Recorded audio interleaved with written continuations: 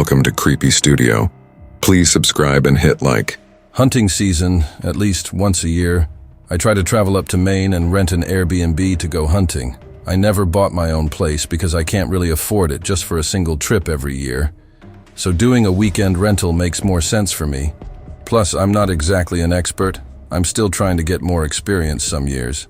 I'd go with my uncle, but in recent years, he hasn't been in the best shape health-wise. He's not really up to it anymore. So I've been going alone more recently last year, which was 2022 at the time. I'm writing this was the last season that I went hunting. It was November. The Airbnb I rented was near a national park. I arrived late on a Friday because I had to come home from work, get ready, then head out on the road trip. When I pulled up into the long stretch of private dirt road to get to the cabin, type Airbnb, it was pitch black outside, and it was dead silent too. This time of year, there's obviously no bugs or crickets left, so the nights are dead silent and dark up there, especially if the place you're staying is secluded like this one. I pulled up as close as I could to the cabin, and the owner told me the key would be hidden under the mat. Sure enough, it was there. I brought my 2 bags inside the cabin and unpacked my things onto the bed in the 1 bedroom. It was a very cozy cabin, and the owner already had the heat turned up for me, which was nice. Maine gets pretty cold up there in November. There was cable and Wi-Fi in this Airbnb, so I set an alarm to get an early start at dawn, which in my opinion is the best time to find deer or even moose.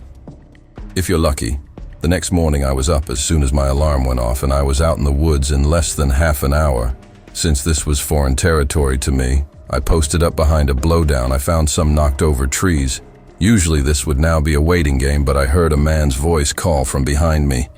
I had a mini heart attack and turned around to see some men with gray hair, but who looked like he was only 50. He was approaching me slowly. He said slowly, in a very angry-sounding voice, "What the hell are you doing here?" I responded. "Excuse me," he said. "Hunting is restricted here." I actually was unaware of this when I explained this to him. He said, "I watched you right up here. You best leave the way you came. This scared me." I said, "What do you mean?"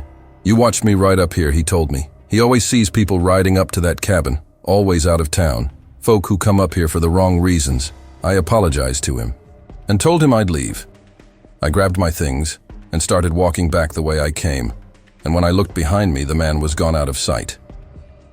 I walked back to the cabin, then took my car and drove to a different park that, according to some website, allowed hunting. I posted up there and had a failure of the first half of the day around midday. I went back to the cabin to just regroup and have a meal. But when I got back to the cabin, I found that the door was unlocked. I could have sworn I locked it before. When I got inside, I was almost positive certain things had been moved around and the zipper to my bag was unzipped. I couldn't remember if I left it zipped up or not, but it was typical for me to always keep my bag zipped up. I just checked every room quick before settling down. I was way too hungry to just prepare a light meal. So I drove to the little village nearby and picked up some Chinese takeout. Then I drove right back to the cabin. I was planning on heading back out to the park at dusk when I got back to the cabin. I just ate my food and went straight to take a nap after my nap. I headed back out to the park. I spent about an hour walking maybe a quarter mile very slowly. And I wasn't finding anything. My uncle always told me, you could find a deer, a moose in 10 minutes or 10 days. It just depends on how many are present and being in the right place at the right time. Sadly, luck was not on my side this day. And so when it was starting to get dark, I packed up and started heading back to my truck. It was just a short drive.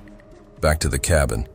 I cooked the pasta and meatballs I brought with me for dinner, as I had the TV on in the background. Then I laid down on the little love seat couch as I ate and watched some old black and white movie while sitting there.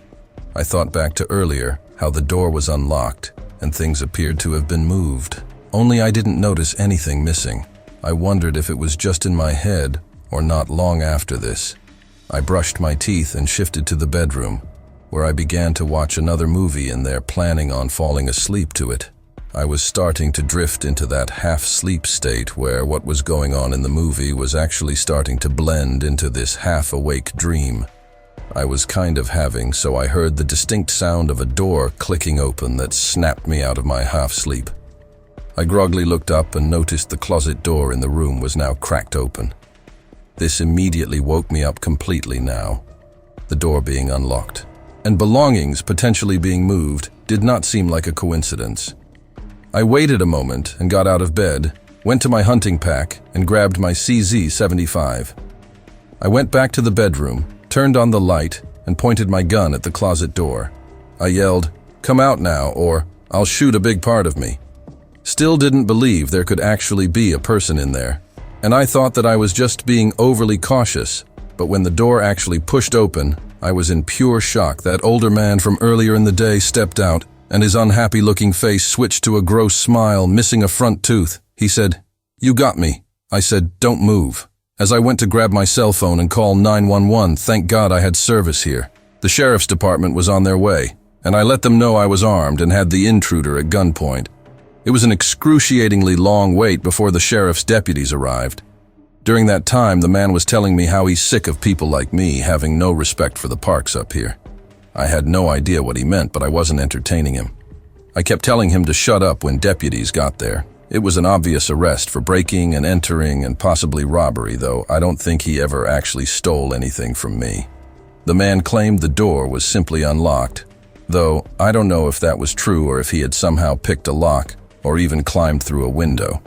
The Airbnb host said that there were no other hidden keys and that I definitely left the door unlocked.